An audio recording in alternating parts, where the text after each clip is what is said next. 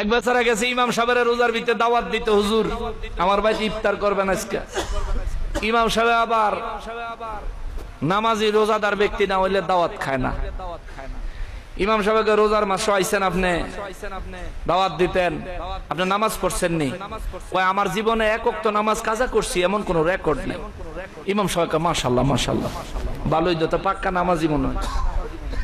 আর রমজান মাসে দাওয়াত দিতে আইছেন, রোজা রাখেন নাই। কয় আমার জীবনে রোজা ভাঙছি এমন কোন রেকর্ড নেই। ইমাম সাহেব সব পাক্কা মুসল্লি পাইছি, আপনার দাওয়াত মঞ্জুর। জি হুজুর।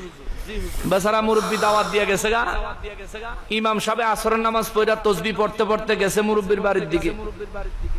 বাড়িতে গিয়া কাশ দিয়ে সালাম দিছে, বাড়িতে আসেননি মুরব্বী? ভিতর থেকে বৃদ্ধা মহিলা ডাক দিছে, হুজুর মুরব্বী তো বাজারে গেছে, আয়া পড়ানোর কথা এখনো আয়ে নাই, আইসা পড়বো। আপনি বারান্দায় বিছনা পাতা আছে বোন। আগেরকার সময় ঘরের বারান্দায় বিছনা পাইতে রাখতো না, মেহমানতি দিলে আলেম ওলামা দাওয়াত দিলে বসানোর লাগিয়া। আপনার এলাকায় এরকম ছিল কিনা? আচ্ছা, ইমাম সাহেব বইছে, বইয়া তসবিহ তাহলিল পড়তাছে আর চিন্তা করে। বেচারা যখন অহন আইয়ে নাই, তাইলে বেচারের দুটা কথা জিগাই। কই গো আম্মা, পর্দার আড়ালে থাইকা দুটা কথা কইবেন নি? কয় জি হুজুর শুনতাছি, বলেন। আপনার জামাই নামাজ পড়েনি? কয় দাওয়াত দিতে গেছে যে হুজুর আপনি জিগান নাই। বেড়ি মানুষ উচিত কথা কিন্তু ঠোঁটের আঘাত, ঠিক না? মহিলা মানুষ উচিত কথা হলো ঠোঁটের আঘাত। কয় হুজুর আপনি কি জিগান নাই? কয় জিগাইছি তো। কয় কি কইছে? কইছে হের জীবনে নামাজ কাজা করছে এমন কোন রেকর্ড নাই।